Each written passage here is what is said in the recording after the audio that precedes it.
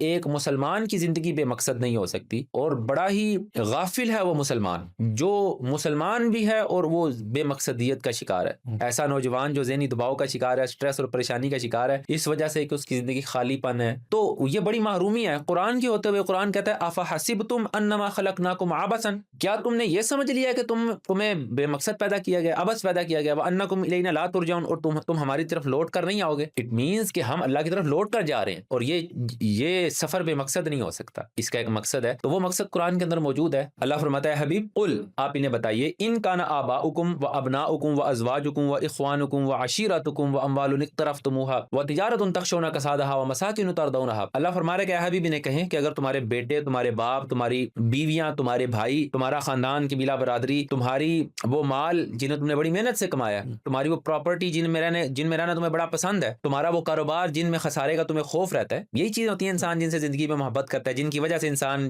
Compromises کرتا ہے زندگی میں بہت سارے۔ اللہ نے پوری لسٹ بنا کر فرمایا کہ حبیب انہیں کہہ دیں اگر یہ چیزیں ان کو اللہ اور اس کے رسول سے بڑھ کر محبوب ہیں، احب الیکم من اللہ ورسولہ، کہ اگر یہ زیادہ محبوب ہے ان کو اللہ اور اس کے رسول سے، وجہاد فی سبیلی، اور اس کے راستے میں جہاد اور کوشش کرنے سے، فتربصوا، تو پھر انتظار کرو، حتی یاتی اللہ بامر، یہاں تک کہ اللہ کا عذاب آئے گا، واللہ لا یہدی القوم الفاسقین، اور اللہ ایسے فاسقوں کو ہدایت ہی نہیں دیتا۔